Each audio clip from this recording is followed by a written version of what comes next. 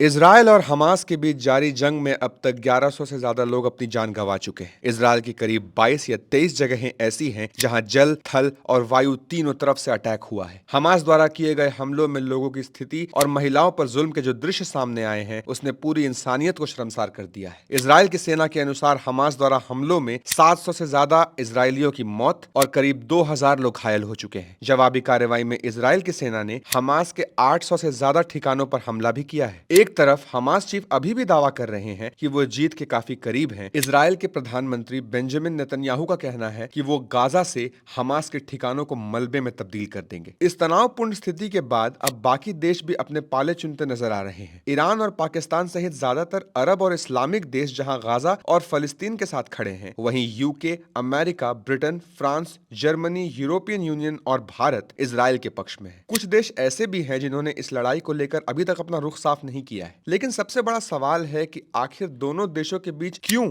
और कैसे बनी युद्ध की स्थिति। आज हम बात करेंगे उन वजहों के बारे में जिससे युद्ध की शुरुआत हुई। द्वितीय विश्व युद्ध के बाद यहूदी और अरब के इस्लामिक लोगों के बीच मतभेद काफी बढ़ गए थे। 1948 में इजरायल का गठन हुआ। नवनिर्मित इजरायल के पड़ोसी देश मिस्र, सीरिया, इराक और जॉर्डन ने तुरंत ही उस पर हमला बोल दिया, लेकिन इजरायल ने युद्ध जीत लिया। 1967 में फिर से इन पड़ोसी मुल्कों के बीच युद्ध हुआ। इस युद्ध को 6 डे वॉर के नाम से भी जाना जाता है। इस युद्ध में भी पड़ोसी मुल्कों को इजरायल से मुंह की खानी पड़ी थी। 1993 में इजरायल का फिलिस्तीन पर पूरा नियंत्रण हो चुका था, लेकिन फिर दोनों देशों के बीच शांति समझौता हुआ, लेकिन मात्र कुछ समय के लिए। फिर फिलिस्तीन ने वेस्ट बैंक पर कब्जा कर लिया, जो इस युद्ध की अहम वजहों में से एक है। विवाद के जो अहम मुद्दे हैं, उनमें अल अक्सा मस्जिद का विवाद भी आता है। कहा जाता है कि मक्का और मदीना के बाद यही वो मस्जिद है जिसे मुसलमान सबसे ज्यादा पवित्र मानते हैं। अल अक्सा मस्जिद लंबे समय से विवादित रही है। यहूदियों का कहना है कि जिस जगह पर आज अल अक्सा मस्जिद है, वहां कभी उनका मंदिर हुआ करता था, जिसे मुसलमानों ने खंडित करके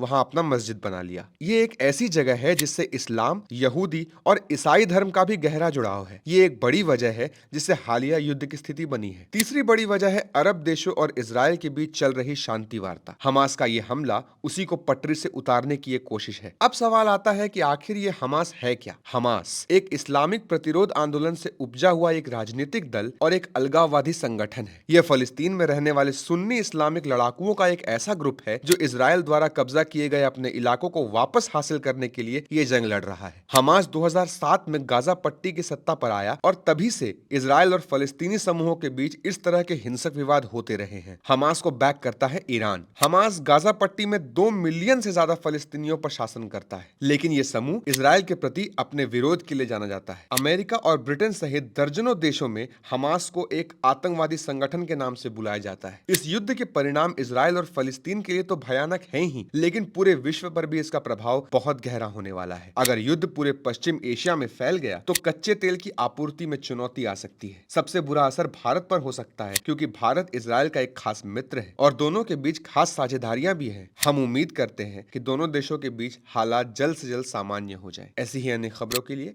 फॉलो करते रहिए द फोर्थ।